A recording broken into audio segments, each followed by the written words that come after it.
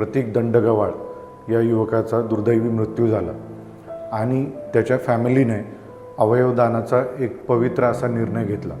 या निर्णयामधनं काल मुंबईमध्ये हार्ट ट्रान्सप्लांटेशन करण्यात आलं, तर पुण्यामध्ये लिव्हर ट्रान्सप्लांट करण्यात आलं। एक किडनी अपोलो हॉस्पिटल नाशिक येथे ट्रान्सप्लांट करण्यात आली आणि दुसरी DY पाटील पुणे येथे ट्रान्सप्लांट करण्यात आली। या त्यांच्या धडाडीच्या आणि पवित्र अशा निर्णयामुळे 4 लोकांचे काल जीव वाचवण्यात आले।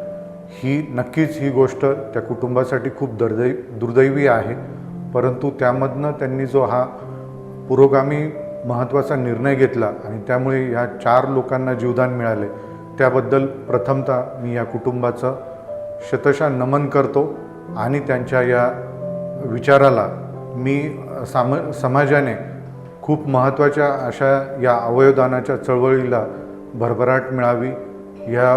कारण आपण बऱ्याचदा बघतो बाहेरच्या देशांमध्ये, जसं स्पेन आहे, डेन्मार्क आहे, अशा देशांमध्ये या अवयवदानामधनंच मिळणाऱ्या किडनीज यामुळे हे ट्रान्सप्लांटेशन किंवा बाकी अवयवांचं ट्रान्सप्लांटेशन होत असतं। दुर्दैवाने भारतामध्ये या गोष्टीची जनजागृती होणं खूप गरजेचं आहे।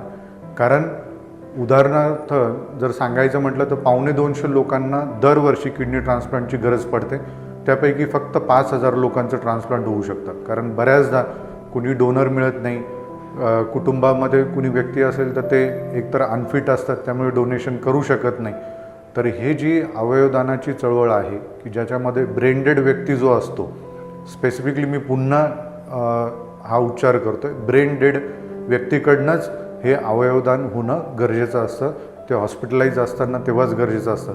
बऱ्याचदा आपण फेसबुक किंवा व्हॉट्सअपच्या माध्यमातून बघतो की फेक न्यूज स्प्रेड होतात की इथे या फलाण्या व्यक्तीचा ॲक्सिडेंट झाला, याचा ब्लड ग्रुप हा आहे आणि त्वरित हा मेसेज एवढ्या लोकांपर्यंत पोहोचवा, आणि आपण ते मेसेज रिसीव करतो आणि जस्ट अंधश्रद्धेप्रमाणे ते स्प्रेड करत असतो। तर कृपया अशा अफवासुद्धा स्प्रेड करू नका, कारण हा खूप सिस्टमॅटिक प्रोग्राम असतो।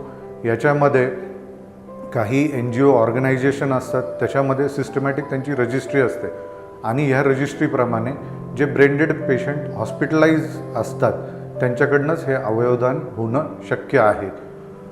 तरी या चळवळीमध्ये सर्वांनी भाग घ्यावा आणि अवयवदानाला प्रोत्साहन करावं। थँक्यू।